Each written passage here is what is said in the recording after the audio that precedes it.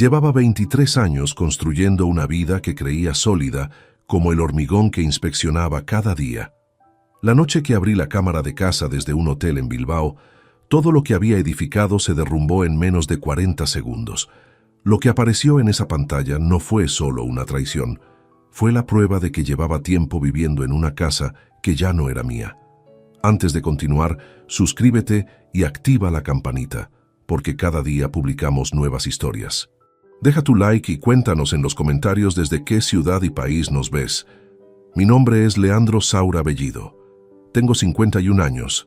Trabajo como inspector de proyectos de construcción civil en Zaragoza y durante más de 2 décadas creí que era un hombre con suerte, no de los que ganan loterías, de los otros, de los que llegan a casa cansados después de 12 horas en obra y encuentran algo que merece la pena. Una esposa, un hijo, una mesa puesta, el sonido del agua corriendo en la cocina cuando subes las escaleras y sabes que no estás solo. Encarnación, Tejada Peral, entró en mi vida cuando yo tenía 27 años y ella 23. La llamábamos Encarna desde el principio. El nombre completo siempre le pareció demasiado formal para alguien que usaba zapatillas en casa y se reía de sus propios chistes antes de terminarlos. Nos casamos un sábado de octubre en una iglesia pequeña del barrio de Delicias, con una ceremonia sin demasiados invitados, pero con la gente que importaba. 22 años de matrimonio. 22 años, 3 meses y 17 días para ser exacto, aunque en aquel entonces no los contaba así. Borja llegó cuando llevábamos 2 años casados. Fue el tipo de acontecimiento que lo reordena todo. El trabajo, el tiempo, las prioridades, incluso la forma en que uno duerme y se despierta. Borja Saura Tejada, que en el momento de esta historia tenía 21 años y cursaba el primer año de ingeniería en la Universidad de Zaragoza. O eso creía yo. Los creía a los dos. Eso éramos, una familia que se creía. Yo trabajaba mucho. Lo sé, y no voy a negarlo porque esta historia merece honestidad, incluso en las partes que me dejan mal a mí. Había semanas en que llegaba a casa cuando Borja ya dormía y salía antes de que despertara.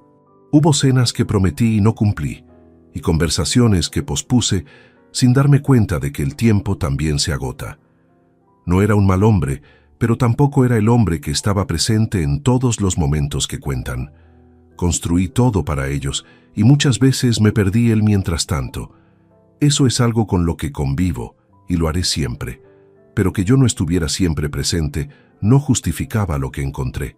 Nada lo justifica, solo lo explica, y ni eso del todo.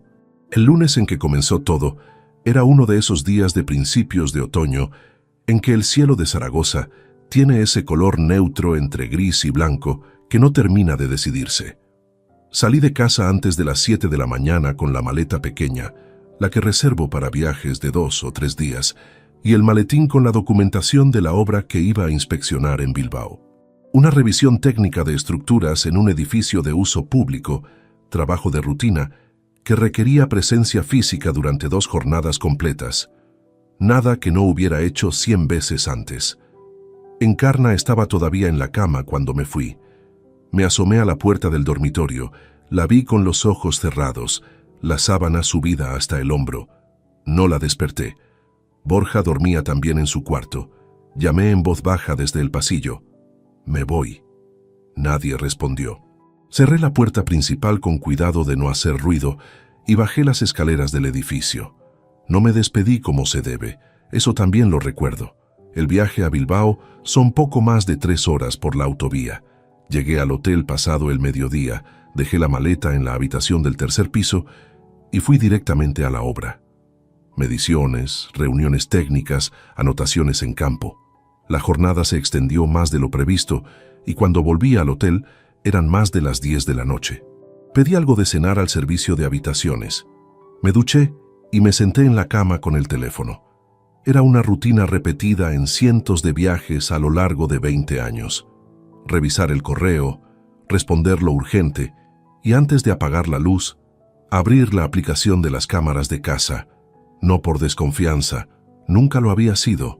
Era un hábito que empezó cuando Borja era pequeño y me gustaba asegurarme de que dormía bien cuando no podía estar.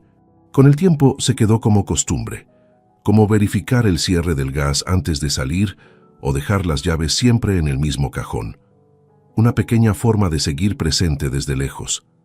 Abrí la aplicación, seleccioné la cámara de la sala. La sala estaba completamente a oscuras. Cambié a la cámara de la cocina, también apagada. El cuarto de Borja. La imagen mostraba la cama hecha, la mochila colgada en la silla del escritorio como siempre que salía, el escritorio vacío. No había nadie. No estaba en casa. Me quedé mirando la imagen unos segundos. Era lunes, tenía parciales en menos de 2 semanas y esa misma mañana me había dicho que iba a quedarse a estudiar. Lo recordaba con claridad porque lo había preguntado yo directamente antes de salir. ¿Tienes plan para hoy? Y él respondió desde la cama con los ojos todavía entornados. Quedarme. Tengo que repasar cálculo. No estaba. Decidí cambiar a la cámara del pasillo. La instalé 3 años antes, después de que los vecinos del piso de arriba tuvieran un problema con la entrada del edificio. Era la más discreta de todas. Apuntaba desde un ángulo alto del corredor interior y su campo visual llegaba hasta la puerta del dormitorio principal cuando no estaba del todo cerrada. Cambié a esa cámara. Al fondo del pasillo, por debajo de la puerta del dormitorio, había una franja de luz.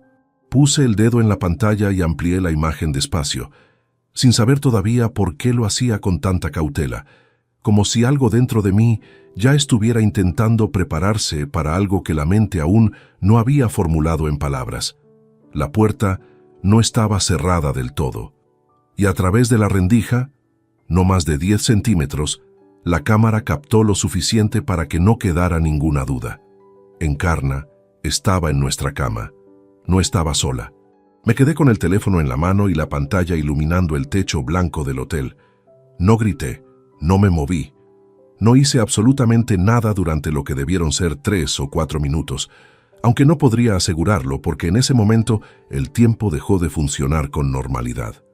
Sentí algo frío instalarse en el centro del pecho, no como un golpe, sino como un peso que se acomodaba despacio, con la paciencia de quien sabe que va a quedarse mucho tiempo. Luego puse el teléfono boca abajo sobre la colcha. Y en la oscuridad de esa habitación de hotel en Bilbao, con el ruido amortiguado del tráfico llegando desde la calle y el calefactor zumbando suavemente en la pared, entendí que algo había terminado. Todavía no sabía cuánto. No había nada concreto que hacer a esa hora. Esa fue la primera certeza que tuve y fue extrañamente útil. Eran poco más de las 11 de la noche. Estaba a 300 kilómetros de Zaragoza, en una habitación de hotel con la maleta sin deshacer del todo y el teléfono boca abajo sobre la colcha. No podía conducir hasta allí a esa hora. No podía presentarme de improviso. No podía hacer nada que cambiara lo que la cámara había registrado menos de 1 hora antes. Lo que sí podía hacer era pensar. Me levanté del borde de la cama con cuidado, como si el movimiento brusco pudiera romper algo que ya estaba roto. Fui hasta la ventana y descorrí la cortina unos centímetros. El tráfico de Bilbao a esa hora era escaso. Una furgoneta de reparto cruzó la calle mojada por la llovizna, con las luces traseras dejando un rastro rojo sobre el asfalto. Me quedé observando sin ver nada en realidad, dejando que los segundos pasaran sin forzar ningún pensamiento concreto. No me funcionó. La imagen volvía sola, sin que yo la llamara. La franja de luz bajo la puerta del dormitorio, el ángulo de la cámara del pasillo, que nunca había usado para otra cosa que no fuera comprobar que todo estaba en orden. El zoom lento que hice con el dedo sobre la pantalla, como si una parte de mí ya supiera que necesitaba ir despacio. Y después eso, la imagen que no admitía ninguna interpretación alternativa, ningún ángulo desde el que se viera diferente. Encarna. Un hombre. Nuestra cama. Hay cosas que no se pueden desver. Esa es una de ellas. Volví a sentarme y recogí el teléfono del colchón. La pantalla estaba apagada. La encendí y la aplicación de las cámaras seguía abierta en segundo plano. No volví a abrirla. No porque no quisiera saber más, sino porque ya tenía suficiente para que el resto de la noche fuera insoportable, y ver más en ese estado no iba a servirme de nada útil. Lo que empezaba a instalarse en el pecho no era exactamente rabia, era algo más frío, más parecido a la sensación que tengo cuando reviso una estructura en obra y descubro que los cálculos no cuadran. Esa combinación específica de alerta y concentración que aparece cuando algo que debía sostenerse no lo hace. La diferencia era que esta vez no se trataba de hormigón ni de cargas por metro cuadrado. Se trataba de 22 años de una vida construida con la convicción de que había algo sólido en los cimientos. Pensé en Encarna a los 23 años, con las zapatillas de casa y la risa que siempre llegaba antes que el final del chiste. Pensé en la boda de octubre, la iglesia del barrio de Delicias, la cara que puso su padre cuando brindamos. Pensé en Borja recién nacido, en cómo la primera vez que lo tuve en brazos me pareció una responsabilidad tan grande que no sabía si estaba a la altura. Y después pensé en el cuarto de Borja, la cama hecha, la mochila colgada en la silla, el escritorio vacío. Nadie. Esa imagen, la del cuarto desierto, empezó a pesar casi tanto como la del pasillo. Esa mañana, antes de salir, le había preguntado directamente qué tenía pensado hacer. Él respondió desde la cama con los ojos apenas abiertos. «Me quedo. Tengo que repasar cálculo». Eso había dicho. Y sin embargo, su cuarto estaba vacío a las 11 de la noche de un lunes, con los parciales a menos de 2 semanas. Era posible que hubiera salido por algo puntual. Una cena rápida, casa de un compañero, cualquier imprevisto de los que ocurren sin mayor importancia. A los 21 años no siempre se hace lo que se dice. Lo sabía bien. Pero la coincidencia resultaba incómoda de ignorar. Intenté encontrar una explicación que encajara sin forzarla. Borja sale un momento sin avisar. Encarna aprovecha una oportunidad. El hijo no sabe lo que ocurre en su ausencia. Era posible, perfectamente posible. Sin embargo, había algo en esa versión que no terminaba de asentarse, algo parecido a cuando un dato aislado parece correcto, pero no encaja con el resto del informe. Miré el reloj en la mesilla. Las 23:31. Cogí el teléfono y busqué el contacto de Borja. Llamé. El tono sonó una vez, 2 veces, 3, 4. Al quinto tono empecé a considerar que no iba a contestar, y algo en esa posibilidad resultó más revelador que cualquier respuesta que pudiera darme. Al sexto, descolgó. «¿Papá?» La voz sonaba levemente diferente. No asustada, eso habría sido más fácil de interpretar. Era algo más sutil, el tono de alguien que no esperaba la llamada y necesita medio segundo para decidir qué sabe el otro antes de responder. Reconocía esa voz desde que tenía 3 años y le preguntaba si había roto algo. Era la voz de los cálculos rápidos.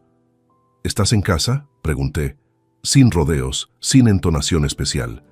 «Sí», respondió sin pausa.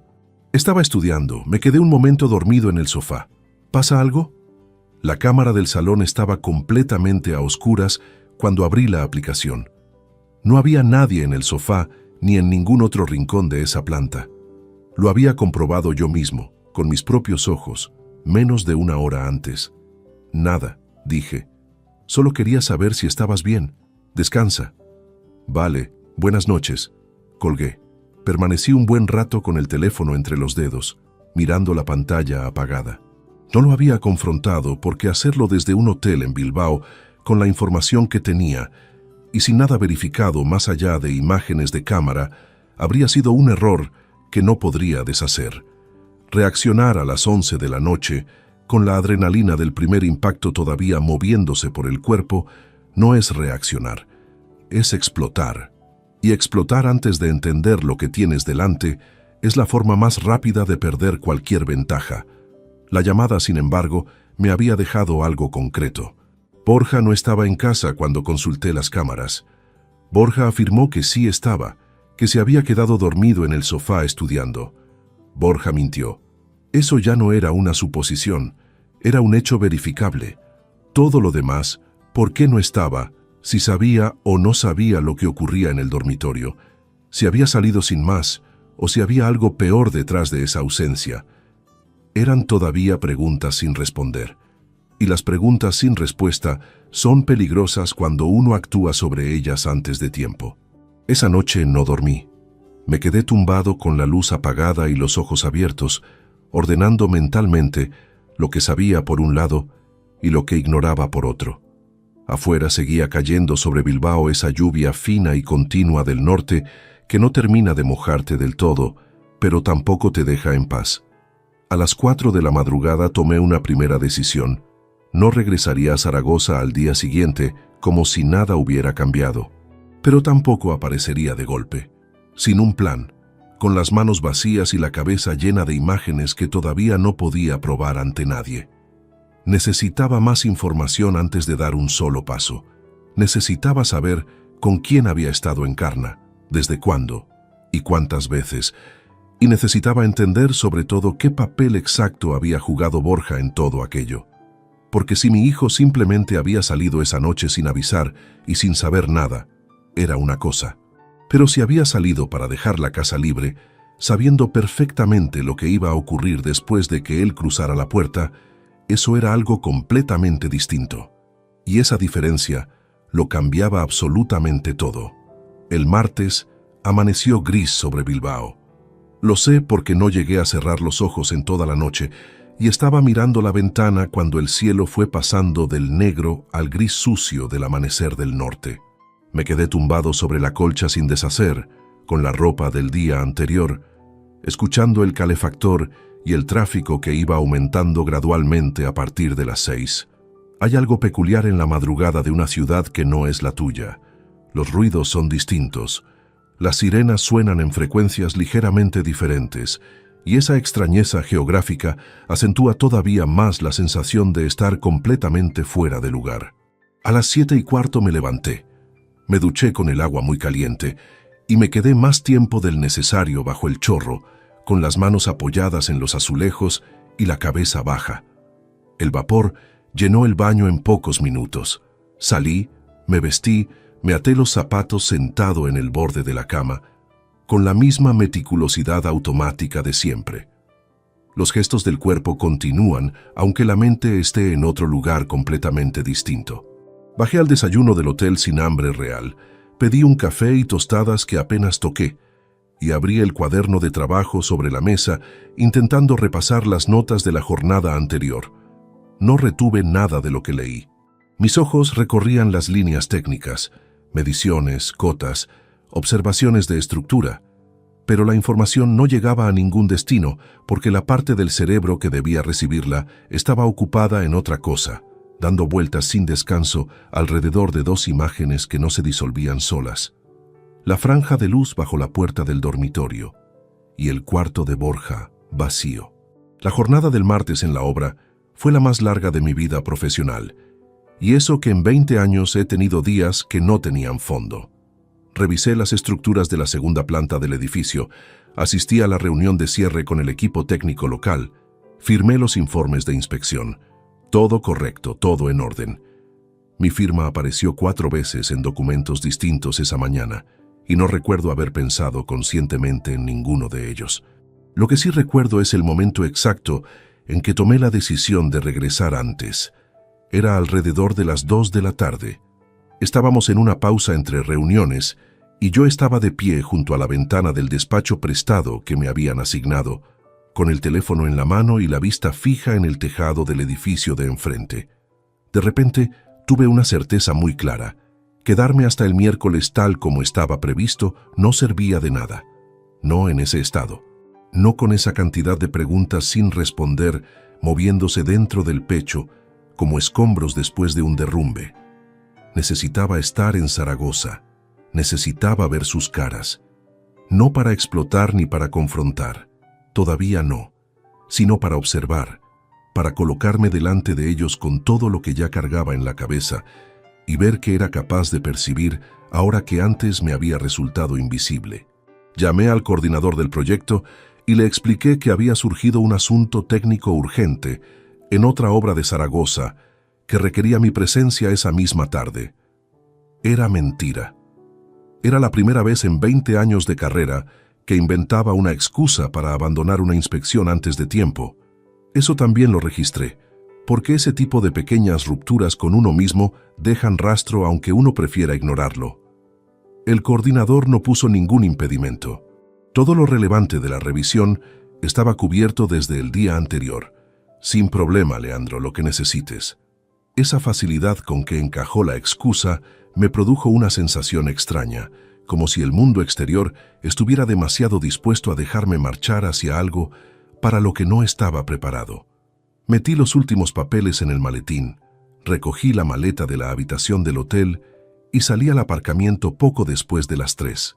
El cielo seguía siendo el mismo gris compacto de por la mañana, sin lluvia pero sin un solo resquicio de claridad.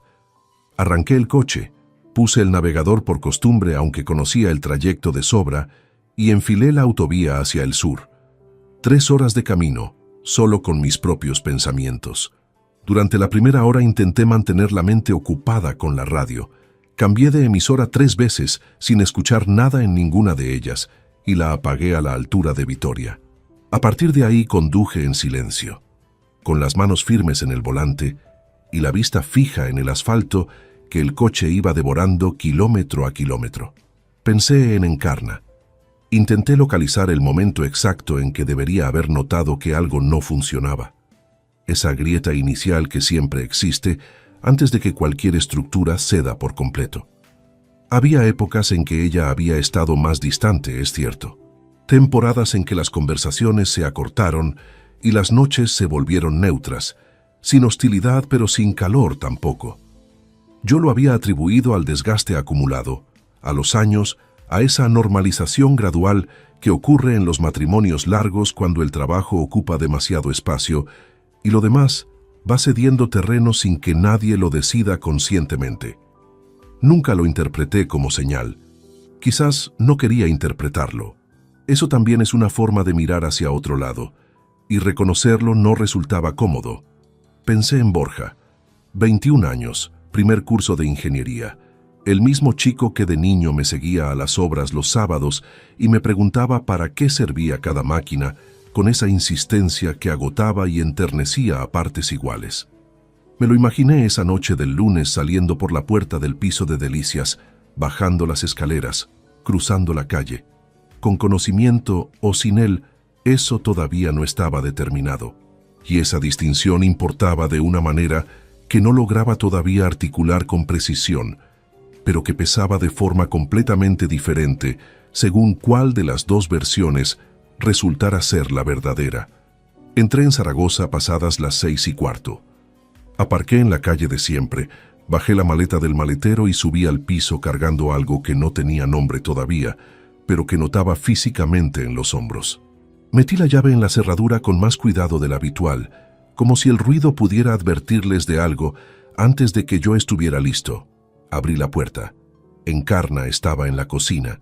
Cuando me oyó entrar, se asomó al pasillo con una expresión que tardó exactamente medio segundo más de lo normal en convertirse en sorpresa. ¿Ya estás aquí? Su voz sonó natural. Algo en su postura no del todo. Cancelaron la segunda jornada, dije. El asunto quedó resuelto antes de lo previsto. ¡Qué bien! Se limpió las manos en el paño de cocina. Estoy haciendo lentejas. Borja apareció desde la sala unos instantes después, con el portátil bajo el brazo. Hombre, papá, una sola frase, un gesto de cabeza. Nada que fuera objetivamente extraño para alguien que mirara desde fuera. Y sin embargo, en el tiempo que tardé en dejar el maletín junto a la puerta del estudio, capté algo entre ellos. Una mirada brevísima, casi imperceptible, del tipo que intercambian dos personas que acaban de calcular simultáneamente cuánto sabe el tercero que acaba de cruzar el umbral. No dije nada. Fui a cambiarme de ropa. Me senté un momento en el borde de la cama. Nuestra cama, la misma de la cámara, los mismos almohadones en el mismo orden de siempre. Y respiré despacio durante unos segundos antes de levantarme. Esa noche cené lentejas en mi propia mesa. Escuché a Encarna comentar algo sobre una compañera del trabajo. Respondí con monosílabos cuando correspondía y sonreí una vez en un momento que ya no recuerdo con precisión. Borja habló de un examen de termodinámica. Todo sonaba perfectamente ordinario. Yo estaba sentado en el centro de esa cotidianidad, con la certeza de que algo dentro de aquella casa llevaba tiempo siendo diferente a lo que aparentaba. Todavía no sabía exactamente cuánto, pero eso iba a cambiar. Los días siguientes al regreso fueron los más extraños que he vivido dentro de mi propia casa. Era como habitar dos realidades al mismo tiempo. En la superficial, todo continuaba con la regularidad de siempre. El despertador a las 6:15, el café de la mañana, las conversaciones cortas antes de salir, los saludos al volver por la tarde. Encarna preparaba la cena, Borja estudiaba o decía que estudiaba. La televisión sonaba de fondo. Una familia de clase media en un piso del barrio de Delicias, sin nada que llamara la atención de nadie desde fuera. En la otra realidad, la que yo habitaba en silencio por debajo de esa superficie, todo lo que veía tenía una textura distinta, como cuando llevas años revisando un plano de construcción sin encontrar el fallo y de repente lo localizas, y a partir de ese instante no comprendes cómo no lo detectaste antes, porque está ahí con una claridad que resulta casi desconcertante. Empecé a observar de una manera que nunca había practicado dentro de mi propio hogar, no de forma dramática, sin cambios de conducta que pudieran ponerles en alerta, simplemente con una atención sostenida que antes no existía porque antes no había motivo para ella. Aprendí a escuchar conversaciones desde otra habitación sin aparentarlo. Aprendí a registrar detalles mientras fingía leer el periódico o revisar documentos de trabajo. Las personas que creen no estar siendo observadas son notablemente descuidadas. Eso lo descubrí esa semana con una claridad que nunca olvidaré. Lo primero que registré con precisión ocurrió el jueves por la tarde, 2 días después de mi vuelta. Encarna estaba en la cocina hablando por teléfono. Yo permanecía en el estudio con la puerta entornada, aparentemente concentrado en un informe técnico. No podía oír las palabras con nitidez desde esa distancia, pero sí el tono. Una voz baja, casi murmullada, con esa cadencia particular de las conversaciones que no están destinadas a oídos ajenos. Cuando entré con la excusa de buscar agua, cambió de tema con una fluidez demasiado estudiada. Es Marisol del trabajo, que tiene un lío con las facturas del trimestre, me explicó sin que yo hubiera preguntado nada. Asentí y volví al estudio con el vaso. No dije nada, pero guardé ese momento con exactitud. Jueves, 6:30 de la tarde, la justificación que llegó antes de la pregunta, la ligera tensión que se instaló en sus hombros cuando crucé el umbral de la cocina. Lo segundo sucedió el sábado. Encarna salió después del mediodía con la excusa de ir al centro comercial. Borja se ofreció a acompañarla. Nada fuera de lo ordinario en apariencia. Madre e hijo de compras un fin de semana es una imagen perfectamente habitual. Pero cuando regresaron unas 3 horas después, no traían ninguna bolsa. En más de 20 años de matrimonio, Encarna no había vuelto jamás de una salida al centro comercial sin al menos una adquisición menor. Una crema, una revista, cualquier detalle insignificante. Era una costumbre tan suya que yo ni siquiera la había catalogado como tal hasta que su ausencia resultó evidente. No dije nada entonces tampoco, solo registré. Hubo un tercer momento, ese mismo sábado por la noche, que fue el de mayor peso. Estábamos los 3 en el salón después de cenar, Encarna en el sofá grande con el teléfono, Borja en el sillón con el portátil, yo en el otro extremo con un libro que leía sin retener nada. En un momento dado el móvil de Encarna emitió una vibración corta. Ella lo miró un instante y lo bloqueó con el pulgar. Un gesto de 2 segundos, completamente común. Pero Borja levantó los ojos del portátil exactamente en ese instante y ambos se cruzaron durante una fracción de segundo antes de que él volviera a bajar la vista. No hubo ninguna señal explícita entre ellos, solo ese cruce brevísimo del tipo que se produce entre 2 personas que comparten una información que el tercero no posee y que han aprendido a comunicarse sin palabras precisamente porque ese tercero está presente. Seguí con el libro. Por dentro catalogaba cada detalle con la misma frialdad que utilizo cuando documento irregularidades en obra. Sin emoción, sin precipitación, dejando que los datos se acumulen hasta que el patrón resulte imposible de cuestionar. Porque eso era lo que emergía con claridad a lo largo de esos primeros días. Un patrón. No una suma de coincidencias que pudieran explicarse por separado, sino una estructura repetida de comportamientos pequeños que, analizados en conjunto, apuntaban en una sola dirección. El domingo llamé a un vecino del cuarto piso, con quien mantenía una relación cordial de varios años, Aurelio Campos Nieto, 62 años, jubilado de la Guardia Civil. Habíamos coincidido en reuniones de comunidad y alguna vez tomado un café juntos. Era un hombre discreto, directo, con la clase de red de contactos que acumula quien ha trabajado décadas en seguridad. Le pedí que me recomendara a alguien de confianza, un profesional. No le di más explicaciones de las estrictamente necesarias. Una situación personal delicada que requería verificar cierta información antes de tomar decisiones importantes. Aurelio me miró un momento sin responder, con esa pausa característica de la gente acostumbrada a que las conversaciones tengan peso. Luego asintió despacio. Conozco a alguien. Trabaja bien y es serio. Te paso el contacto esta tarde.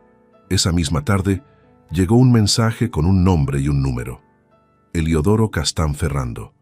Investigador privado, licenciado, colegiado. Discreto, añadía Aurelio. De los que no hacen preguntas innecesarias. Lo llamé el lunes por la mañana desde el coche, aparcado en una calle a 3 manzanas del piso, con el motor apagado y el volumen bajo. La conversación fue breve y profesional. Eliodoro tenía una voz tranquila, sin urgencias, del tipo que genera confianza no porque resulte agradable, sino porque no parece necesitar agradarte. Le expliqué lo esencial: una esposa, una sospecha fundada en hechos concretos, la necesidad de saber con quién y desde cuándo. No mencioné la cámara, no mencioné a Borja. Todavía no. Necesito 3 semanas para darte algo sólido, dijo. Nada de suposiciones. Datos verificables, documentados, utilizables si llega el caso. Eso es exactamente lo que necesito, respondí. Acordamos una primera reunión para el día siguiente en su despacho del centro de Zaragoza. 450 euros al mes, más gastos documentados. No era una cantidad menor, pero tampoco era el momento de sopesar costes con esa clase de balanza. Cuando colgué, me quedé con las manos sobre el volante y la vista en el parabrisas. En la acera de enfrente, una mujer mayor sacaba a un perro con paso tranquilo. Una paloma levantó el vuelo desde un alféizar cercano. La mañana continuaba con su ritmo habitual, completamente ajena a lo que acababa de ponerse en marcha.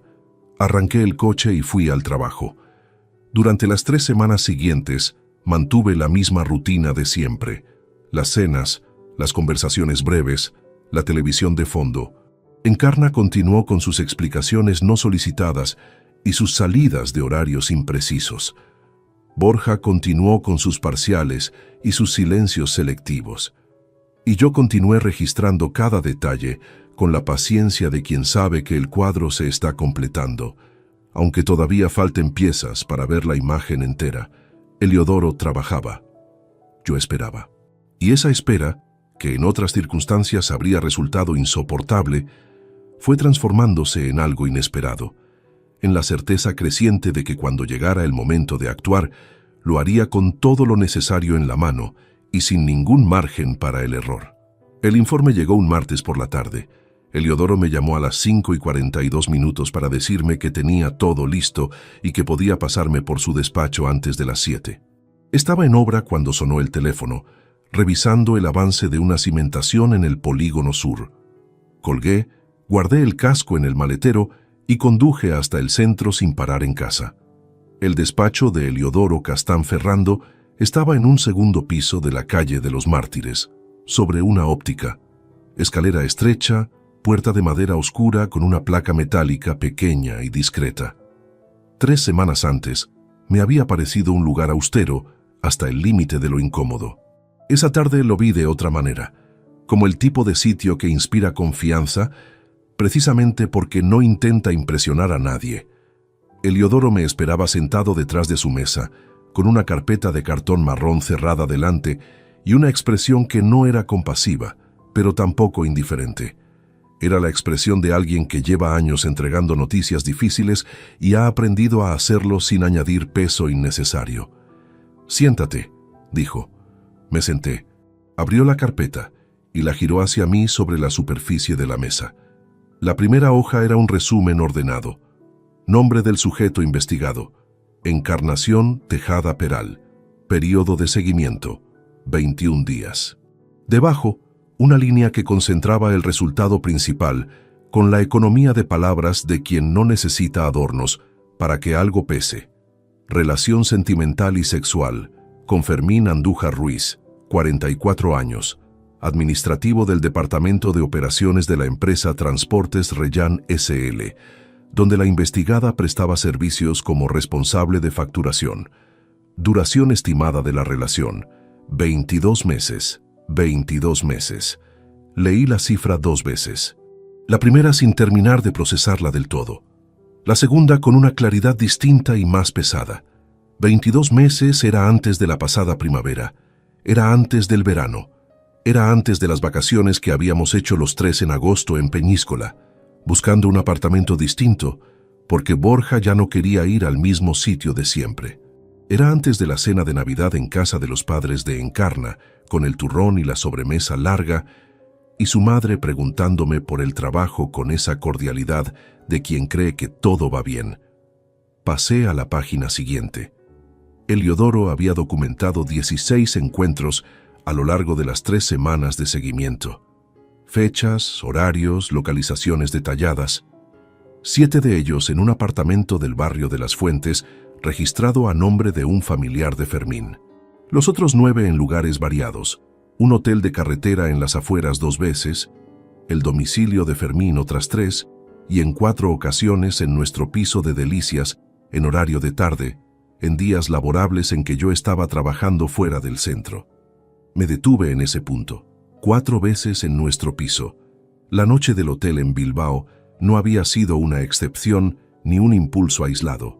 Había sido uno más dentro de una serie que llevaba casi 2 años, repitiéndose, con una regularidad que resultaba casi metódica, dentro de las mismas paredes donde yo guardaba la ropa, donde desayunaba cada mañana, donde creí durante 22 años que había construido algo que merecía la pena. Continué pasando páginas.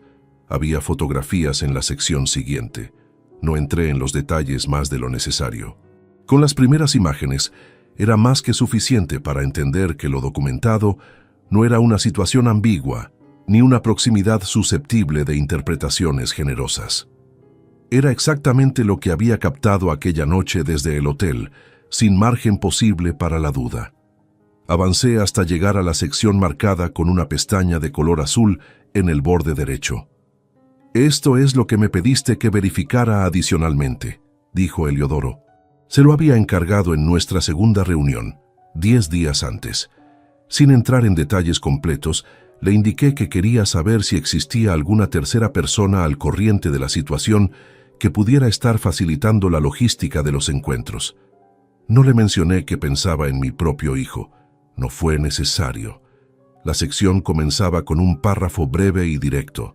A través de la verificación de patrones de comunicación entre la investigada y su hijo, Borja Saura Tejada, 21 años, se ha constatado que este último envió a su madre, en al menos 11 ocasiones durante los últimos 8 meses documentados, mensajes de texto con información anticipada sobre los desplazamientos laborales del padre. Dichos mensajes incluían fechas de viaje, duración estimada de las ausencias y, en 3 casos, confirmación de regreso adelantado con suficiente antelación para que la investigada modificara sus planes con tiempo. 11 mensajes. 8 meses. No lo leí de nuevo. Una sola lectura fue suficiente porque las palabras no cambian de significado, por mucho que se repitan. Aparté la vista del papel durante unos segundos y la fijé en la ventana del despacho. Desde ahí solo se veía el lateral del edificio de enfrente y un trozo de cielo que ya empezaba a cerrarse hacia la oscuridad. Escuché el tráfico amortiguado por el cristal, un motor arrancando, un claxon lejano. El mundo exterior continuaba con absoluta indiferencia hacia lo que acababa de ocurrir en ese segundo piso de la calle de los Mártires. Borja lo sabía. No podía determinar desde cuándo exactamente. Quizás al principio fue solo una sospecha que se fue confirmando con el tiempo hasta que resultó imposible de ignorar. Quizás llegó un momento en que Encarna se lo dijo abiertamente o en que él lo descubrió por su cuenta y ambos alcanzaron algún acuerdo tácito que ninguno de los dos nombró en voz alta. El informe no podía responder a eso. Lo que sí respondía, con la contundencia de 11 mensajes documentados, era que mi hijo no solo conocía la situación, sino que había tomado una decisión activa: facilitar que continuara. Había elegido el otro lado, y lo había hecho durante 8 meses, viaje tras viaje sin que yo lo supiera. Cerré la carpeta con calma y la dejé sobre la mesa. ¿Necesitas algo más por mi parte?, preguntó Heliodoro. Por ahora no, respondí. Que es posible que te llame más adelante si la situación avanza hacia lo legal. Cuando quieras. Empujó la carpeta por la superficie hacia mí. Todo está duplicado. Tienes una copia en el sobre del interior para el uso que corresponda. Salí a la calle con la carpeta bajo el brazo. El aire de la tarde tenía esa temperatura tirante del otoño avanzado en Zaragoza, con el cierzo moviéndose entre los edificios en ráfagas cortas. Caminé hasta el coche sin prisa. Guardé la carpeta en el maletín, cerré el maletero y me quedé de pie junto al vehículo un momento, con las manos en los bolsillos y la vista fija en el empedrado de la acera. Pensé en Borja a los 8 años, siguiéndome por una obra un sábado de invierno, preguntando para qué servía cada andamio con esa insistencia que agotaba y enternecía a partes iguales. Pensé en él con 16 años y fiebre alta una noche, y yo cancelando una reunión para llevarlo al médico de urgencias sin pensarlo 2 veces. Pensé en él contestando al teléfono desde Bilbao, con la voz de quien calcula cuánto sabe el otro antes de abrir la boca. Entré en el coche y cerré la puerta. Permanecí en el interior quieto durante varios minutos sin arrancar. Lo que sentía no era rabia en el sentido convencional de la palabra. Era algo más difícil de sostener que la rabia. La comprensión de que una traición tiene un peso determinado, pero que ese mismo peso, duplicado y venido desde donde venía, es una cosa completamente diferente. No más grande en volumen, diferente en naturaleza, del mismo modo en que no es igual la grieta en una pared que la grieta en los cimientos. Arranqué el motor. No iba a actuar esa noche, ni la siguiente. Lo que acababa de recibir era el mapa completo de lo que tenía delante, y los mapas no se usan corriendo. Antes de moverme en ninguna dirección necesitaba hablar con un abogado, alguien que me dijera exactamente dónde estaba parado y hasta dónde llegaban mis derechos antes de que yo moviera una sola pieza. Porque esta vez no iba a cometer errores. Germán Ibáñez Palomar tenía su despacho en la calle de Alfonso, en un edificio de fachada antigua, con un ascensor de puerta metálica que tardaba en subir más de lo razonable. Llegué puntual a las 12 del miércoles siguiente con el maletín en mano, la carpeta de Heliodoro dentro y la determinación ordenada de alguien que ha dormido 3 días sobre una decisión y ya no va a cambiarla. La sala de espera era pequeña, con 2 sillas tapizadas en verde oscuro y una mesa baja con revistas que nadie leía. La secretaria ofreció agua o café con la eficiencia de quien lo hace 20 veces al día. Pedí agua. Germán apareció a los 4 minutos. 49 años, corbata azul marino, apretón de mano firme sin exceso de calidez.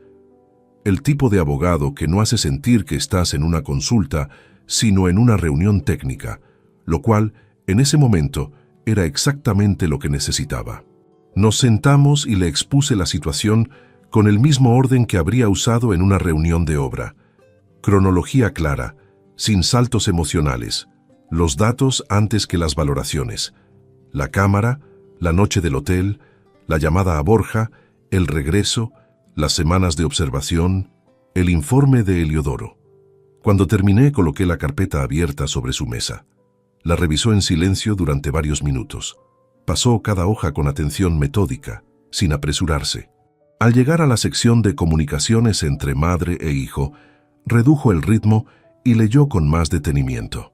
¿El hijo vive en el domicilio familiar?, preguntó. Sí, estudia en Zaragoza, primer curso de ingeniería. ¿Hay bienes a su nombre financiados con fondos comunes del matrimonio? No, solo una cuenta donde le ingresaba mensualmente 800 euros para gastos universitarios. Anotó algo en su blog con letra pequeña y regular. Luego me explicó el terreno con la claridad de quien lo domina sin necesidad de exhibirlo.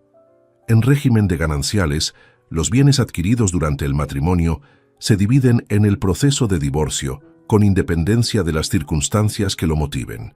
Sin embargo, los bienes privativos, anteriores al matrimonio o recibidos por herencia personal, permanecen fuera del reparto siempre que su origen pueda acreditarse documentalmente. ¿Tienes activos privativos?, preguntó. 3 fondos de inversión y un depósito a plazo constituido con dinero heredado de mi padre. Nunca los integré en cuentas comunes ni los declaré como gananciales. Tengo toda la documentación de origen. Entonces, están protegidos. Una anotación más en el blog. Lo que necesito para la siguiente reunión es esa documentación completa, extractos históricos, certificados de titularidad y escritura de la herencia. Acordamos vernos la semana siguiente.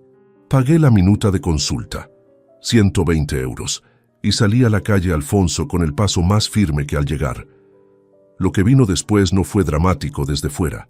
Durante las 2 semanas siguientes, hice una serie de gestiones administrativas que, observadas por separado, parecían trámites de rutina.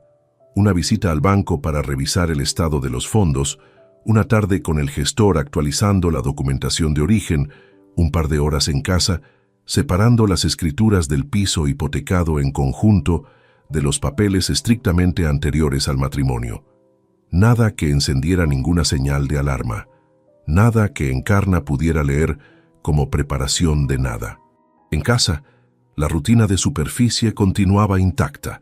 Lo que sí había cambiado era el comportamiento de Encarna, y el cambio venía paradójicamente en dirección opuesta a lo que uno habría esperado.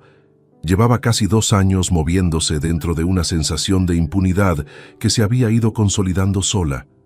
Con cada viaje mío que terminaba sin consecuencias y con cada noche que volvía a su cauce habitual. La confianza excesiva genera descuido. Lo he visto en obra suficientes veces para reconocerlo en cualquier otro contexto. Empezó a usar el teléfono con menos cuidado. Lo llevaba consigo a todas partes, incluso al baño, algo que antes no hacía. Sus justificaciones sobre salidas y horarios se fueron volviendo más vagas. Voy a tomar algo con una amiga. Me quedo un rato en la oficina. Hay una cosa de última hora. Antes elaboraba esas explicaciones con más detalle. Ahora las soltaba con la ligereza de quien ya no calcula el efecto que producen en quien las escucha. Un martes al mediodía llegué a casa antes de lo previsto porque se suspendió una visita a obra por lluvia. Encarna estaba en el salón de espaldas a la entrada, con el teléfono pegado a la oreja. No me oyó llegar. Cuando me acerqué por el pasillo, alcancé a escuchar 2 frases antes de que notara mi presencia. El jueves como siempre, y algo que no llegué a descifrar del todo. Se giró al sentir mis pasos, colgó con un gesto rápido y preguntó si comía en casa. No, dije. Venía a buscar un plano que me dejé. Fui al estudio, cogí una carpeta sin mirar cuál era y salí. No añadí nada. Cada uno de esos momentos era un elemento más dentro de una estructura que avanzaba a su propio ritmo, y precipitar el paso final antes de tener todo asegurado habría arruinado el trabajo de semanas. La segunda reunión con Germán tuvo lugar un miércoles por la tarde. Llevé todo lo que había pedido: extractos históricos de los 3 fondos con fecha de constitución, certificados de titularidad, escritura de la herencia paterna con la liquidación fiscal adjunta. Lo revisó con la misma calma de siempre. Cuando terminó, juntó los papeles con los bordes alineados, los dejó sobre la mesa y dijo: «Todo en orden. Cuando decidas proceder, estamos preparados». Le pregunté cuánto tiempo requeriría el proceso desde la presentación de la demanda. Con divorcio contencioso, entre 8 y 10 meses para la resolución completa. Si hubiera acuerdo, menos, pero entiendo que no lo habrá. No lo habrá, confirmé. Salí a la calle cuando el sol ya estaba bajo sobre los tejados del centro. El otoño había cedido a algo más frío, con el cierzo moviéndose entre los edificios, con esa insistencia característica de Zaragoza en noviembre. Caminé hasta el aparcamiento despacio, con las manos en los bolsillos y la cabeza más ordenada de lo que había estado en semanas. Encarna llegó a casa esa noche 40 minutos tarde con una explicación que no pedí. Sonreí desde el sofá cuando entró, le pregunté si había cenado y seguí con el periódico.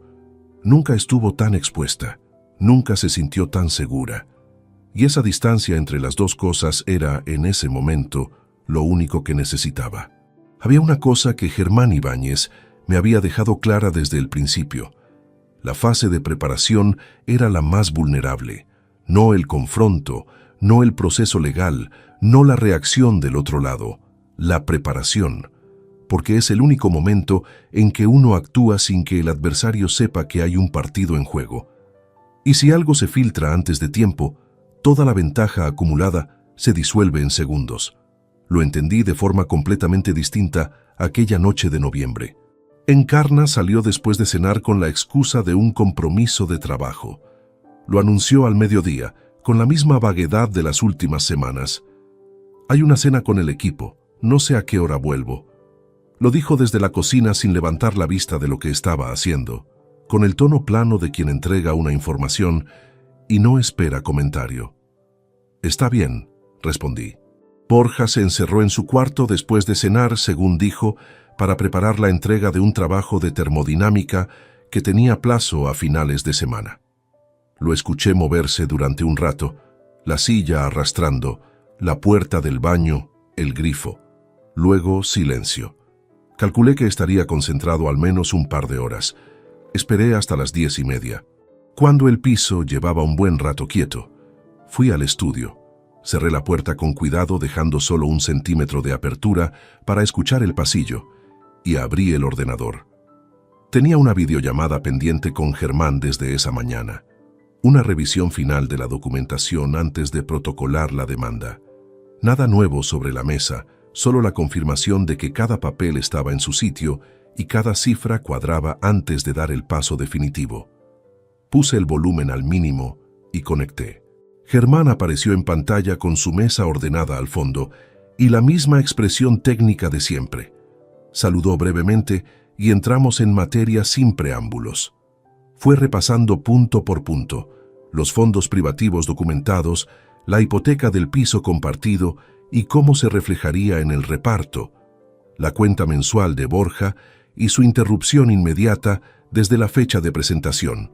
Todo en voz baja, todo preciso. Llevábamos unos 20 minutos cuando lo escuché. Un crujido en el pasillo. El tipo de sonido que hace el suelo de parqué en el tramo entre la habitación de Borja y la cocina, cuando alguien camina con calcetines sin calcular que el material todavía cede bajo el peso. Cerré la pantalla del portátil de un solo movimiento. No del todo. Lo dejé entornado con la imagen de Germán comprimida en una franja oscura, sin apagarlo. Giré el asiento, abrí el cajón lateral del escritorio y saqué una carpeta de obra con planos de presupuesto que había dejado allí días antes, precisamente para esta clase de eventualidad. La puerta del estudio se abrió 3 segundos después. Borja asomó la cabeza con el pelo revuelto y una taza en la mano. Me miró. Miró el ordenador entornado. Miró los planos extendidos sobre la mesa. ¿Todavía estás despierto?, dijo. Tengo que cerrar un presupuesto para mañana a primera hora. Moví el dedo sobre una línea del plano sin apartar los ojos del papel. Se me olvidó terminarlo en la oficina. Borja no se movió del umbral durante 2 segundos que se extendieron más de lo razonable. Luego señaló el portátil con la barbilla. ¿Está encendido? Actualización pendiente, respondí. Lo dejé abierto para que terminara. Asintió despacio. Entró en la cocina, que quedaba al otro lado del pasillo, abrió el microondas y lo puse en marcha. El zumbido del aparato fue lo más útil que produjo en ese momento, porque ahogó cualquier sonido que pudiera llegar desde el portátil entornado. Esperé. Borja volvió a pasar por delante del estudio con la taza en la mano. Ralentizó el paso un instante al llegar a la altura de la puerta, pero no se detuvo. Escuché sus pasos alejarse por el pasillo, la puerta de su cuarto cerrarse. Abrí el portátil despacio. Germán seguía en pantalla. Había esperado sin moverse. Me miró un momento y dijo en voz muy baja: ¿Problema? No, respondí al mismo volumen. Pero terminamos aquí por esta noche. Entendido. ¿Seguimos el jueves? Te llamo mañana. Cerré la conexión, apagué el monitor y permanecí sentado en el silencio del estudio durante un buen rato. El corazón funcionaba más rápido de lo habitual, no de miedo exactamente, sino de la clase de tensión sostenida que deja el cuerpo cuando ha estado contenido durante varios minutos seguidos sin poder soltarse. Me pasé las manos por la cara y respiré despacio hasta que el pulso volvió a su ritmo. El problema no era que Borja hubiera sospechado algo concreto. Era demasiado inteligente como para no registrar lo que veía, pero también demasiado confiado en la imagen que tenía de mí para interpretar un portátil entornado como una amenaza directa. Lo que le había visto en los ojos al asomarse no era desconfianza, era curiosidad rutinaria, del tipo que se satisface con una explicación razonable y no profundiza más, pero el margen se había reducido. A la mañana siguiente, llamé a Germán desde el coche, aparcado en la misma calle de siempre, a 3 manzanas del piso. Necesito acortar los plazos, le dije. ¿Puedes tenerlo listo para protocolar esta semana? Un silencio breve. Hoy es miércoles. Si me traes esta tarde la firma en los últimos 2 documentos que te envié, puedo presentar el jueves por la mañana. ¿A qué hora? A las 5, en el despacho. Allí estaré. Colgué y arranqué el motor. Mientras conducía hacia la obra, pensé en la secuencia de lo que quedaba.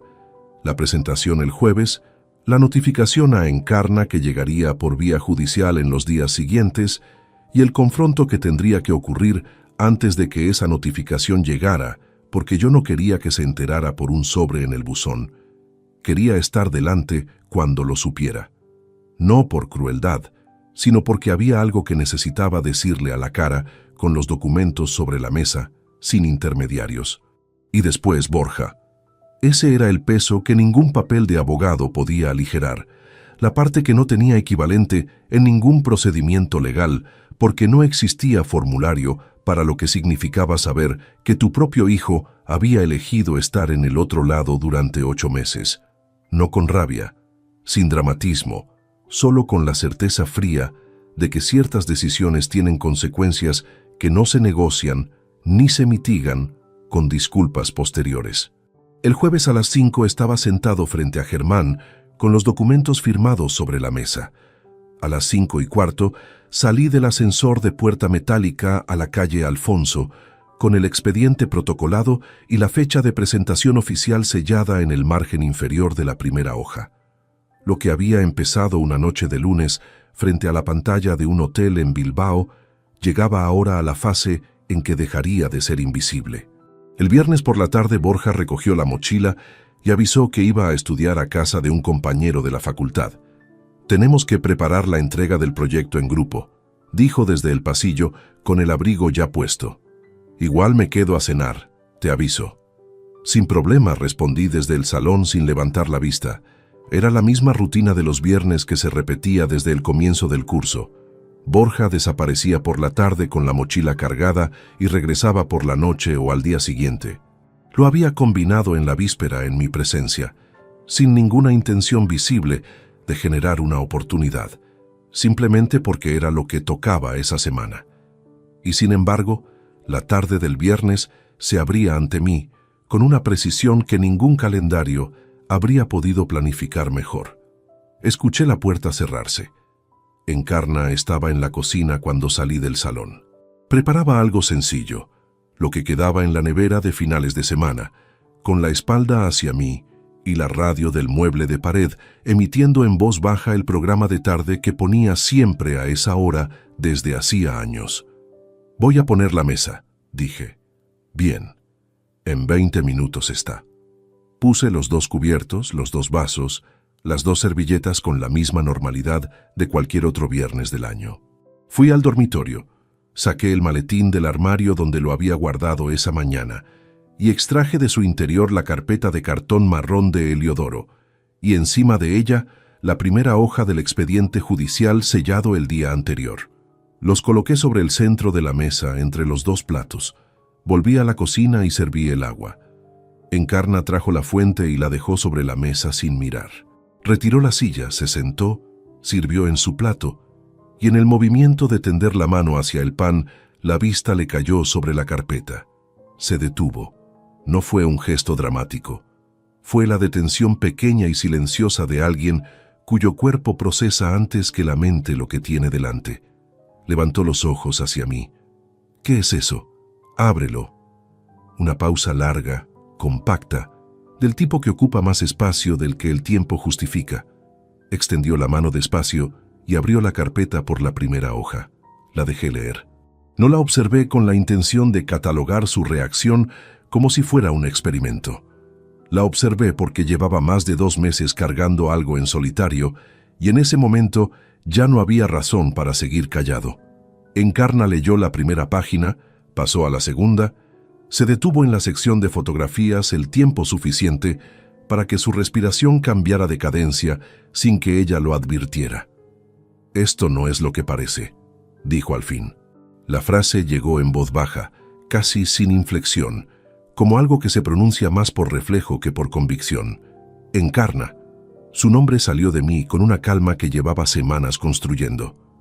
Hay 16 encuentros documentados en 3 semanas, 4 de ellos en este piso, 22 meses en total. Silencio. «No tienes que explicarme nada que yo no sepa ya». Cerró la carpeta despacio y la dejó sobre el mantel. Luego levantó la vista y en sus ojos vi algo que no esperaba. No miedo ni rabia inmediata, sino una especie de evaluación. Como si todavía estuviera calculando cuánto margen le quedaba. «Podemos hablar de esto», dijo. La voz recuperó algo de firmeza. «No tenías que haber hecho lo que hayas hecho. Podemos sentarnos y encontrar la manera de...». «Ya está hecho». Señalé la segunda hoja, la del expediente. «El jueves por la tarde, presentado y sellado». Eso llegó de otra manera. Vi el momento exacto en que la información aterrizó porque su postura cambió. Los hombros bajaron 1 centímetro, las manos sobre el mantel perdieron la tensión que habían sostenido desde que abrió la carpeta. «No puedes...». Empezó y no terminó. «Está presentado, Encarna, con todo lo que hay en esa carpeta como documentación adjunta». Entonces llegó la rabia, no de golpe, sino acumulada en unos pocos segundos que la transformaron desde la evaluación fría hacia algo mucho más primario. Empujó la silla hacia atrás y se levantó con el movimiento brusco de quien necesita ponerse en pie para sostener lo que viene. Me dijo que no tenía derecho, que había cosas que yo no había entendido nunca, que si ella había llegado a ese punto era porque había razones que yo era incapaz de ver porque nunca estaba presente, porque siempre había antepuesto el trabajo, porque hubo años enteros en que ella prácticamente no existía para mí. La escuché sin interrumpir, no porque no tuviera respuesta, sino porque una parte de lo que decía contenía una verdad que yo había reconocido desde antes de esa noche. Me había perdido momentos que no volvieron. Había llegado tarde demasiadas veces. Hubo periodos en que mi presencia en ese hogar era más logística que real. Eso era cierto, lo asumía, y no iba a negarlo delante de ella ni delante de nadie.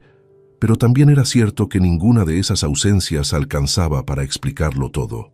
Explicaban quizás una distancia, un enfriamiento, una conversación difícil que debió tenerse y nunca llegó. No justificaban 22 meses de engaño sostenido. No justificaban 4 tardes en nuestra propia cama. No justificaban 11 mensajes de mi hijo coordinando mis viajes para que ella tuviera el campo libre. Cuando terminó de hablar, el silencio que siguió tenía una densidad distinta. «He escuchado todo lo que tenías que decirme», dije. «Ahora escúchame tú. No estoy aquí para discutir quién tiene más razón sobre los últimos 22 años. Lo que ocurrió entre nosotros tiene muchos responsables, yo incluido, y eso lo sé. Pero lo que hay en esa carpeta no lo resolveremos en esta mesa. El proceso está en marcha y lo que queda por delante se tramitará conforme a la ley. Se sentó de nuevo, despacio, como si las piernas cedieran antes que la decisión. No hay ninguna manera de que reconsideres. La voz había cambiado otra vez, más baja, despojada ya de la rabia. No. Encarna se quedó mirando la carpeta sobre la mesa durante un tiempo que no me di. La fuente con la cena estaba en el centro, intacta, con el vapor que había dejado de subir hacía rato. La radio seguía sonando desde la cocina, completamente ajena a lo que acababa de ocurrir en ese comedor. Se levantó eventualmente, tomó el teléfono del aparador y fue al dormitorio. La puerta se cerró. Luego el murmullo contenido de una llamada, la voz de quien necesita hablar con alguien, pero no quiere ser escuchada. Permanecí sentado a la mesa. No sentí alivio ni satisfacción. Lo que se instaló se parecía más al silencio que queda después del derrumbe de una estructura. Ese instante específico en que el polvo no se ha asentado del todo y el contorno de lo que permanece en pie aún no tiene forma definida. Recogí la carpeta, guardé el expediente en su interior y los metí de vuelta en el maletín. Tiré la cena, lavé los platos, apagué la luz de la cocina. Esa noche dormí en el cuarto de la plancha, que llevaba años siendo un almacén de ropa de temporada, con una cama plegable que nadie usaba. Retiré las bolsas apiladas sobre el colchón y me tumbé con la ropa puesta sobre la tela fría. El techo de esa habitación era el mismo techo de siempre, la misma mancha alargada junto a la ventana que venía de una gotera del piso de arriba, reparada 4 inviernos atrás, la misma grieta fina que recorría la escayola desde el rincón hasta casi el centro. Llevaba años durmiendo al otro lado del pasillo sin haberla visto nunca. Lo que quedaba para el día siguiente era diferente en naturaleza a todo lo anterior, más difícil de otra manera. No porque requiriera más cálculo o más documentación, sino porque el que esperaba al otro lado de ese pasillo llevaba mi apellido. Borja volvió a las 11:20 de la noche.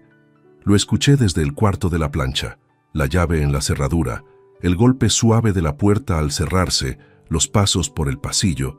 Se detuvo un momento. Probablemente notó luz bajo la puerta del dormitorio principal que Encarna había dejado encendida, y luego continuó hasta su habitación. La puerta se cerró. Nada más. No salí. Esa noche no era el momento. No con él recién llegado, sin saber nada de lo ocurrido horas antes en ese comedor, con la guardia baja y el cansancio de quien llega de una tarde larga. Necesitaba que lo que iba a decirle al día siguiente llegara en condiciones que lo hicieran imposible de eludir. Con él despierto, sin prisas, sentado frente a mí, sin ningún lugar a donde ir. Dormí en tramos cortos. A las 7 ya estaba en la cocina.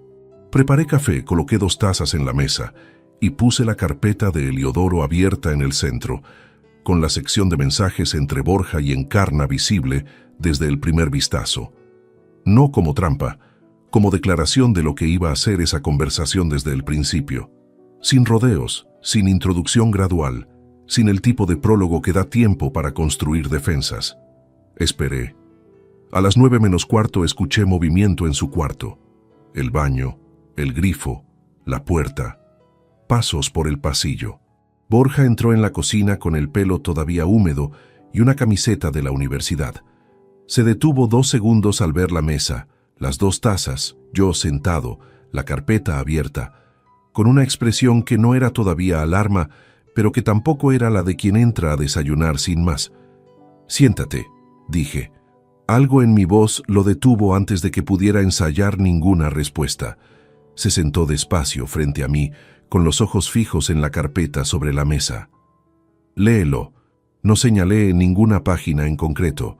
La sección visible era suficientemente elocuente. Los 11 mensajes transcritos con fecha, hora y contenido exacto. Su número de teléfono en el encabezado de cada comunicación. Las fechas coincidían con mis viajes de trabajo, verificadas en el lateral con los registros de desplazamiento que Heliodoro había adjuntado. Borja leyó. Lo vi leer con la misma atención que pone cuando algo le importa, la mandíbula apretada, los ojos moviéndose despacio sobre el texto, las manos quietas sobre el mantel. No fue una lectura rápida de quien busca la salida. Fue la lectura de quien sabe que lo que tiene delante no admite interpretación alternativa y está midiendo cuánto pesan exactamente las palabras antes de abrir la boca. Cuando levantó la vista, empezó a hablar. «Papá, escúchame. No es lo que...» Borja. Una sola palabra. Su nombre, sin inflexión, suficiente para que se detuviera. Abrí el teléfono, fui al mensaje del 12 de marzo y lo giré sobre la mesa hacia él. La pantalla mostraba el texto exacto. El lunes sale a primera hora. Vuelve el miércoles por la tarde. Enviado a las 22:46 de un domingo por la noche. ¿Este eres tú?, pregunté. No respondió. No porque no supiera la respuesta, sino porque cualquier cosa que dijera en ese momento lo situaba en un terreno del que no había salida razonable. Son 11 mensajes en 8 meses, continué. No fue un error puntual, no fue algo que te escapó sin querer. Fueron 8 meses de decisiones repetidas, una tras otra, en los que cada vez que yo salía de esta casa, tú cogías el teléfono y le avisabas a tu madre cuándo estaría libre el camino. El silencio que siguió tenía el peso específico de las cosas que ya no pueden deshacerse. Yo no sabía hasta dónde llegaba todo, dijo al fin. La voz sonó distinta, más baja, despojada de la cadencia controlada del principio. Al principio pensé que era algo entre ellos, que no era asunto mío meterme. Pero te metiste. Lo dije sin elevar el tono. Cada mensaje fue una decisión activa de meterte, solo que eligiste el otro lado. Borja bajó los ojos hacia la mesa. Lo siento. 2 palabras en voz baja con la textura de algo genuino, que era precisamente lo que hacía más difícil lo que venía a continuación. Lo sé, respondí. Me quedé un momento en silencio, no para construir efecto, sino porque lo que iba a decirle a continuación requería que yo mismo lo sostuviera antes de pronunciarlo en voz alta. Voy a ser claro, porque no te mereces otra cosa. A partir del 1 del mes que viene cancelo la transferencia mensual. La matrícula de la universidad no se renovará el próximo semestre. Cualquier gasto vinculado a tus estudios que hasta ahora corría de mi parte queda suspendido desde hoy. Borja levantó la vista despacio. No te digo esto con rabia, continué. Te lo digo porque las decisiones reales tienen consecuencias reales, y durante 8 meses tomaste decisiones reales que tuvieron consecuencias reales dentro de esta familia. Eso no se compensa con una disculpa. No porque no la valore, sino porque algunas cosas no funcionan así. Pero papá, la voz se quebró levemente en la segunda sílaba. Escúchame hasta el final. Se quedó quieto. Nunca voy a dejar de quererte. Eso no está sobre la mesa y nunca lo estará. Pero el padre que soy para ti desde hoy no es el mismo que era ayer. No porque yo haya decidido castigarte, sino porque lo que ocurrió entre nosotros ha alterado algo que no puede volver a su estado anterior simplemente porque lo decidamos. La confianza no funciona así. Lo sabes perfectamente porque eres suficientemente inteligente para entenderlo, y es precisamente eso lo que hace más difícil aceptar que elegiste lo que elegiste. Borja tenía los ojos brillantes, no llorando todavía, sosteniéndose. ¿Y qué se supone que hago ahora?, dijo. La pregunta no tenía arrogancia, era genuina, casi pequeña. Eso tendrás que resolverlo tú. Lo dije con toda la calma que me quedaba. Tienes 21 años, estudias ingeniería y eres completamente capaz de buscar trabajo, solicitar una beca o hablar con tu madre sobre cómo reorganizarse. Hay miles de personas que han construido su vida desde puntos de partida mucho más difíciles que el tuyo. No te estoy dejando sin recursos, te estoy dejando sin los míos. Hay una diferencia y con el tiempo la entenderás. Se levantó de la silla despacio, con los movimientos lentos de quien acaba de recibir algo que todavía no sabe cómo cargar. Recogió el teléfono de la mesa y lo guardó en el bolsillo del pantalón. ¿Cuándo te vas?, preguntó. Sin hostilidad. Era una pregunta práctica, del tipo que se hace cuando el suelo se ha desplazado bajo los pies y lo primero es entender la nueva geografía. Pronto, respondí, en cuanto los trámites avancen. Asintió una vez, muy despacio, y salió de la cocina. Lo escuché llegar a su cuarto. La puerta no se cerró de golpe. Se cerró con suavidad, que en cierto modo resultó más definitivo que cualquier portazo. Me quedé sentado frente a las 2 tazas de café que ninguno de los dos había tocado. Fuera, el sábado de noviembre avanzaba con su temperatura tirante y su cielo cerrado, completamente ajeno al hecho de que dentro de ese piso del barrio de Delicias acababa de romperse lo último que quedaba por romperse. Ya no había más decisiones que tomar entre esas paredes. Todo lo que debía decirse se había dicho.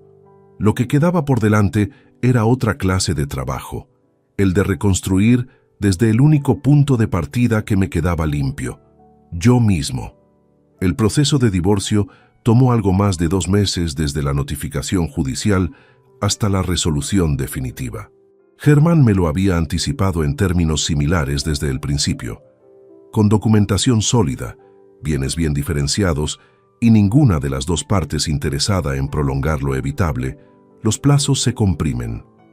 Encarna contrató a su propia abogada, una mujer de apellido Velasco, cuyo nombre completo nunca llegué a retener del todo, y desde el primer intercambio entre letrados quedó claro que ninguno de los dos bandos tenía apetito por un procedimiento contencioso largo, no por generosidad mutua, sino porque el desgaste de una batalla judicial prolongada no beneficiaba a ninguno, y los dos lo sabíamos perfectamente. La distribución quedó conforme a lo que la ley establecía, los bienes gananciales divididos a partes iguales. El piso de Delicias salió a venta 3 semanas después de la resolución, tasado por una agencia inmobiliaria en 287.000 euros. De esa cifra, una vez liquidada la parte pendiente de la hipoteca, lo que quedó para repartir fue considerablemente inferior a lo que cualquiera habría preferido. Las cuentas corrientes comunes se cerraron y el saldo residual se distribuyó conforme al acuerdo alcanzado. Los fondos privativos, los constituidos antes del matrimonio con el dinero de la herencia de mi padre, permanecieron fuera del reparto sin ningún obstáculo, exactamente como Germán había garantizado desde aquella primera tarde en la calle de Alfonso. Salí del matrimonio con menos patrimonio del que había acumulado, lo cual era la consecuencia esperable de 22 años de vida en común. Lo que conservé intacto era lo único que importaba conservar, lo que era mío antes de que todo empezara. Durante esas semanas seguí viviendo en el piso de Delicias, en el cuarto de la plancha reconvertido en dormitorio provisional. Era una situación extraña que ningún manual sobre divorcios describe con suficiente precisión. Habitar el mismo espacio que la otra parte mientras los trámites avanzan a su propio ritmo burocrático, indiferente al peso humano de lo que procesan. Encarna y yo coincidíamos en la cocina por las mañanas con la economía de palabras de 2 personas que ya han dicho todo lo relevante y no encuentran sentido en añadir nada más. No había hostilidad abierta, solo esa distancia particular que se instala cuando el vínculo se ha roto formalmente, pero el espacio físico todavía no lo refleja. Borja continuaba en su cuarto. Después del sábado de noviembre, no volvimos a tener ninguna conversación de fondo. Cruzábamos el pasillo. Él decía algo corto al pasar, yo respondía con la misma brevedad. Los gestos del territorio doméstico, ejecutados en piloto automático, vaciados del contenido que alguna vez tuvieron. El primer mensaje llegó una semana después de la mañana de la cocina. Lo envió un lunes pasadas las 11 de la noche, largo, escrito con la cadencia reflexiva de quien ha estado dándole vueltas al texto durante horas antes de decidirse a enviarlo. Explicaba que había sido un error de cálculo, sus palabras exactas, y que en ningún momento llegó a dimensionar las consecuencias reales de lo que hacía, que pensó que era algo que no le correspondía resolver, que si pudiera retroceder no volvería a actuar igual. Lo leí completo, no respondí. El segundo llegó 4 días después, más escueto. Solo decía que entendía si yo necesitaba distancia, que no pretendía presionar, pero que quería que supiera que lo sentía de verdad. Lo leí. No respondí. Llegaron 5 mensajes más a lo largo de las semanas siguientes, con intervalos irregulares, que indicaban que no era una táctica calculada, sino el reflejo desordenado de alguien que no sabe gestionar el silencio sostenido del otro lado. El cuarto decía que había solicitado información sobre una beca del ministerio y que había encontrado trabajo a media jornada en un almacén para costear los gastos de la matrícula del segundo semestre. El quinto era más breve todavía y terminaba con «Espero que estés bien». Los leí todos, cada uno sin excepción. Guardé el teléfono cada vez sin escribir nada. No era indiferencia. Si hubiera sido indiferencia, habría resultado más llevadero. Era algo más parecido a lo que ocurre cuando un material estructural ha superado su límite de carga y la deformación ya no es recuperable. El material sigue ahí, no desaparece, pero su geometría interna ha cambiado de forma permanente y actuar como si no hubiera ocurrido no sirve de nada a nadie. Encarna se marchó un martes de mediados de diciembre. Llegó una furgoneta de alquiler por la mañana, conducida por un hombre joven que no dijo más de lo estrictamente necesario. Encarna y él cargaron durante algo más de 2 horas. La ropa, los objetos personales acumulados en 2 décadas, los cuadros que eran herencia de su madre, la vajilla de porcelana guardada para las ocasiones especiales que nunca terminaron de llegar. Las cajas bajaron por el ascensor en tandas, atravesaron el portal y desaparecieron en la furgoneta, una tras otra con la eficiencia mecánica de quien solo está haciendo un traslado. Yo estaba en el estudio cuando escuché arrancar el motor. No me asomé a la ventana. Cuando salí al pasillo, la casa tenía esa sensación concreta de los espacios que han perdido volumen sin haber perdido metros. Los huecos rectangulares en la pared donde antes colgaban los cuadros, los cajones del aparador a medias, el armario de la entrada con la mitad de las perchas vacías. Una geometría de ausencias que el cuerpo percibe antes de que la mente la nombre con precisión. Supe días después, a través de un comentario de Aurelio del 4º piso, que Encarna se había instalado en un apartamento del barrio de Las Fuentes, el mismo barrio donde el informe de Heliodoro había documentado 7 de los 16 encuentros meses atrás. No me produjo ninguna sorpresa. Era la consecuencia directa de una situación que llevaba casi 2 años desarrollándose, mientras yo firmaba informes en obras de la provincia y llegaba a casa convencido de que lo que me esperaba dentro merecía el esfuerzo. El piso de Delicias quedó despoblado de personas antes de que cerrara la venta. Me mudé a un apartamento alquilado en el barrio de San José una semana antes de Navidad. 72 metros cuadrados, segundo piso sin ascensor, calefacción central y una ventana de la cocina con vistas a la calle. Lo justo, lo que correspondía al momento. Hice 2 viajes con el coche cargando lo que era estrictamente mío. La ropa, los libros técnicos del estudio, el archivo de documentos profesionales y la cafetera italiana que había comprado varios meses antes de casarme y que había permanecido en ese piso durante 22 años sin que nadie reparara en que había llegado antes que Encarna, antes que Borja y antes que todo lo demás. Subí las cajas por la escalera porque el hueco del ascensor del edificio era demasiado estrecho. Coloqué los libros en la estantería vacía.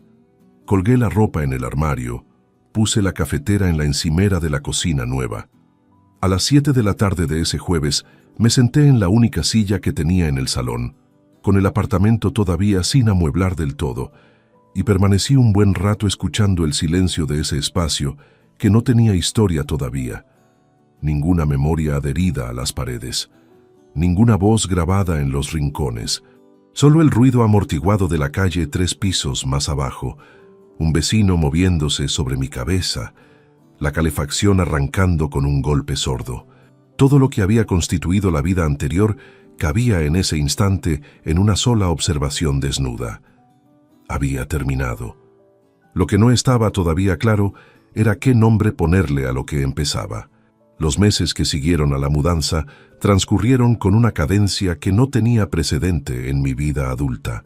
Durante más de 2 décadas, había organizado el tiempo en función de otros. El horario de Borja cuando era pequeño, los turnos laborales de Encarna, las necesidades de mantenimiento del piso, los viajes de trabajo que marcaban el ritmo de las semanas. Todo giraba alrededor de una estructura compartida que yo contribuía a sostener, sin cuestionarme nunca, si esa estructura me dejaba algún espacio genuinamente propio. En el apartamento de San José descubrí, con una sorpresa que no esperaba, que el silencio no era el problema que había supuesto. Fui amueblando los 72 metros cuadrados de espacio, sin precipitación. Primero lo esencial: una cama, la mesa de la cocina con 2 sillas, el escritorio para los documentos de trabajo. Después, en semanas sucesivas, llegó lo que convierte un espacio funcional en un lugar habitable. La estantería que ensamblé yo solo un domingo por la tarde, con las instrucciones extendidas sobre el suelo, la lámpara de pie que encontré en una tienda de segunda mano del barrio y que daba una luz más cálida que cualquiera de las que había tenido en el piso de Delicias. La cafetera italiana en la encimera de siempre. Seguí trabajando. Las obras continuaban. Los informes de inspección, las visitas a campo, las reuniones técnicas. El trabajo tiene esa virtud particular de que sus exigencias son concretas e indiferentes al estado interior de quien las ejecuta, y durante esos primeros meses eso resultó más útil de lo que habría anticipado. Borja no envió más mensajes después del 7º, el que terminaba con «Espero que estés bien». Hubo un silencio de varias semanas que interpreté como el agotamiento natural de quien ha intentado abrir una puerta repetidamente sin obtener respuesta y ha decidido finalmente dejar de llamar. No me alegré de ese silencio. Tampoco lo lamenté. Lo acepté como la consecuencia lógica de todo lo anterior, de la misma manera en que se acepta el estado final de una estructura tras un fallo. No con satisfacción, no con pena, sino con el reconocimiento sobrio de que las cosas han llegado al punto al que tenían que llegar. Fue un sábado de marzo cuando sonó el interfono. Eran pasadas las 4 de la tarde. Había terminado de comer hacía poco y estaba junto a la ventana del salón con una taza de café en la mano y un informe técnico sobre las rodillas que llevaba 1 hora sin avanzar.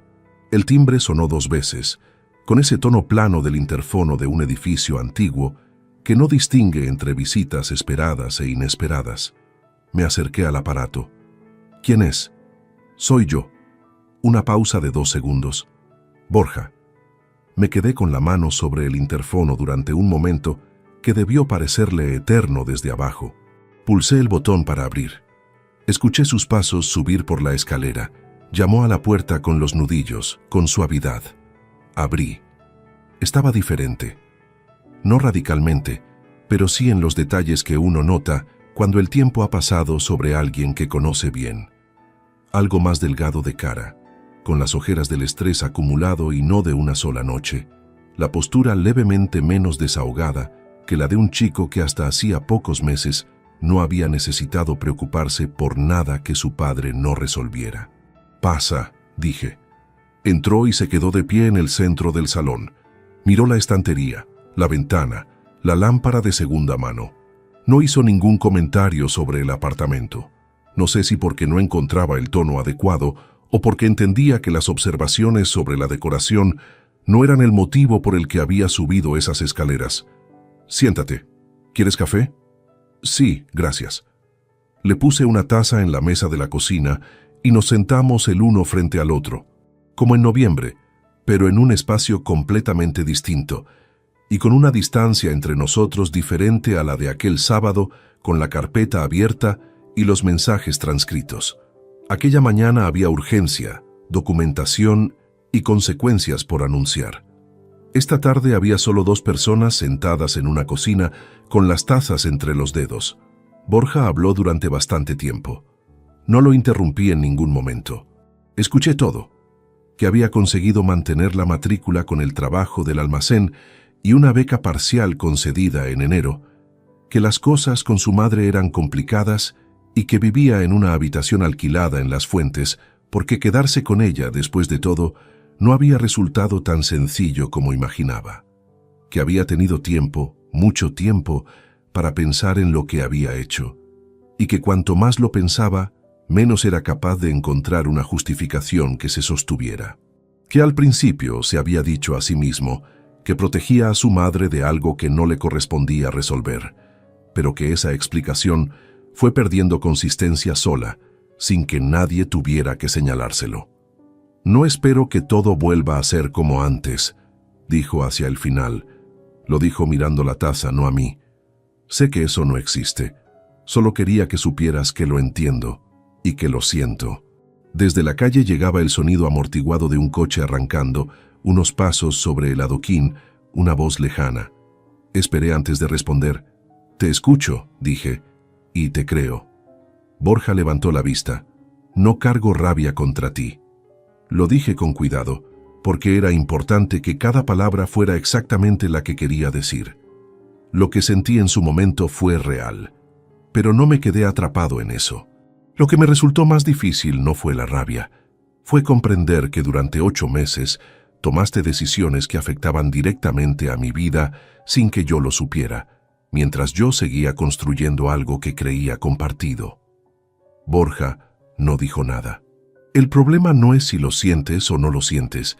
Te conozco desde que tenías 2 kilos y llenabas los pulmones para gritar de madrugada, y sé cuándo eres sincero, pero la confianza no se recupera porque alguien decida recuperarla. Necesita tiempo, necesita hechos, y necesita que las 2 personas vean lo que hay realmente ahí, sin pretender que el punto de partida es el mismo de antes. ¿Hay alguna posibilidad de que lleguemos a ese punto algún día?, preguntó. La pregunta era directa y merecía una respuesta directa. No lo sé, respondí, y prefiero decirte eso a prometerte algo que no puedo garantizar. Lo que sí sé es que el camino empieza porque cada uno viva lo que le toca vivir, sin atajos ni redes que amortigüen las consecuencias. Eso ya lo estás haciendo. El resto no depende de esta tarde. Terminó el café. Permaneció sentado todavía un momento, con las manos alrededor de la taza vacía, como si el calor residual de la porcelana fuera algo a lo que valía la pena aferrarse un poco más. Luego se levantó. Lo acompañé hasta la puerta. En el umbral se giró con el gesto de quien quiere añadir algo y no termina de encontrar las palabras exactas. No lo ayudé a encontrarlas, no porque quisiera hacérselo difícil, sino porque ciertas cosas solo tienen valor si surgen solas, sin andamio. Cuídate, dijo al fin. Tú también. Cerré la puerta. Con la presión justa que requiere el mecanismo del cerrojo, sin añadir un gramo más de fuerza del estrictamente necesario. Volví a la cocina. Recogí las 2 tazas, las enjuagué en el fregadero y las dejé en el escurreplatos. Me apoyé un momento en la encimera con las manos todavía húmedas y miré por la ventana hacia la calle de abajo, la acera de adoquines irregulares, el bar de la esquina con 2 mesas fuera a pesar del frío de marzo, un hombre mayor cruzando despacio con las manos en los bolsillos del abrigo, una calle que todavía no conocía de memoria, cuyos ritmos no tenía completamente aprendidos, que a cierta hora de la mañana llenaba de un olor concreto de la panadería del bloque de enfrente, que seguía sorprendiéndome cuando llegaba al trabajo. Pensé que eso era, en realidad, lo más honesto que podía decirse del momento en que me encontraba. Vivía en un lugar cuyos detalles seguía descubriendo, sin historia depositada en las paredes, sin voces antiguas en los rincones. Solo el presente avanzando a su propio ritmo, indiferente a todo lo que había quedado atrás, completamente ajeno a la tarea de nombrar lo que venía. Y por primera vez en muchos años, ese silencio no pesaba. Era mío. Si esta historia te ha gustado, apóyanos con un like, suscríbete al canal y déjanos tus opiniones en los comentarios. Para escuchar la siguiente historia, haz clic en la caja que aparece a la izquierda. Gracias por acompañarnos.